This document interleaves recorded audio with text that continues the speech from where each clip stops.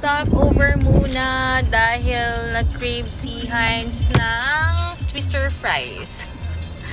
Tsaka bilhin na rin namin si Mama kasi si Mama sobrang favorite ang twister fries. So tomorrow, busy kami until Thursday. Di ako nakaka-live lately kasi nga inaasikaso ko yung si Hugo, yung asa pang alaga ako, yung isang alaga ako. But thank God, si Daddy medyo okay na siya. I mean, mas madaldal na siya ngayon. Kasi nagli-lessen na yung maga ng ng head niya. Pero kailangan niya pasaway. Kailangan niya mag-face mask kasi nagsisteroids ulit siya. Kasi nga akala ko ma-opera na naman dahil bumuka na naman yung sugat. Pero thank God, may miracles na nag-lose. Ang pasaway ka, hindi ka nag-face mask. Pasaway ka, hindi ka nag-face mask. Walang tao. Ayun guys, update ko na lang kayo later guys.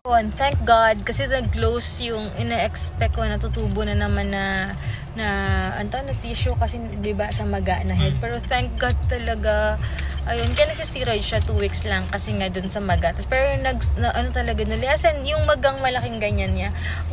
Umiimpis na, kaya thank you Lord. Sabi ko may miracles talaga guys. Di ko lang paano share everything sa inyo pero may bago kong story na alam nyo, na ginawa na naman si God sa life namin. Masabi kong miracle yun. And kay Hugo, sa Thursday pa na, this week pa namin mamimit yung pedya niya kung anong desisyon niya, kung okay na ba yung gamot na antibiotic na pinapainom namin or kailangan siyang i-confine. Kasi wala flu season talaga, hindi mo talaga maiiwasan. Ang dami ring bata doon nagpapa-x-ray, tas ubo rin ng ubo. As in, nakakaawa rin. As in, iba bas bata pa kayo, nakita ko kaya doon sa x-ray, sa radiology room nila. Grabe, or section nila. Grabe yung mga bata, ang dami rin talaga. So, ingat kayo, ingat din.